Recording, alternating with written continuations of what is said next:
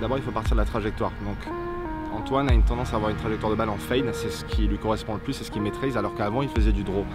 Et donc ce qui est intéressant à savoir avec le fade, c'est quand on voit en fait Antoine de face, il a une main gauche qui est dans une position assez forte. Alors les amateurs ont tendance à penser qu'une main gauche ou un grip fort va automatiquement vous permettre de faire un draw, mais dans le cas en fait d'Antoine, ce qu'il fait, c'est qu'il se sert d'une main gauche forte pour avoir une face qui est orientée à gauche par rapport à la ligne de jeu au moment de l'impact, mais tant que la face est ouverte par rapport au chemin, c'est ça qui lui permet en fait d'avoir cette maîtrise du fade. S'il avait un grip trop neutre, ce qui veut dire que la face de club serait pratiquement square à l'impact, le problème c'est qu'il y aurait trop de différentiel entre l'orientation de la face de club à l'impact et le chemin.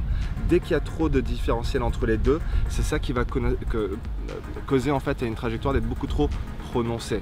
Donc la façon dont Antoine maîtrise le fade, grâce à un grip main gauche forte, face de club orientée à gauche, le chemin qui va un peu plus à gauche, et à chaque fois c'est ça qui lui permet d'avoir des drives et des mises en jeu et des attaques de green qui sont absolument maîtrisées et parfaites.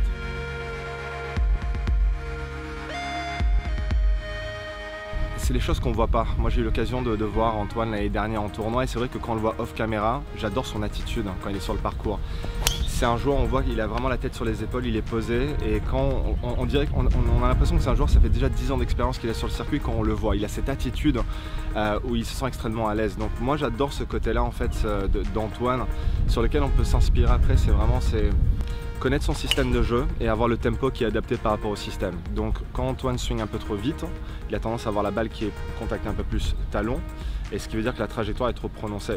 Et pour le coup, le swing d'Antoine avec une face fermée à l'impact, ça doit être extrêmement contrôlé par justement un tempo qui est régulier et performant.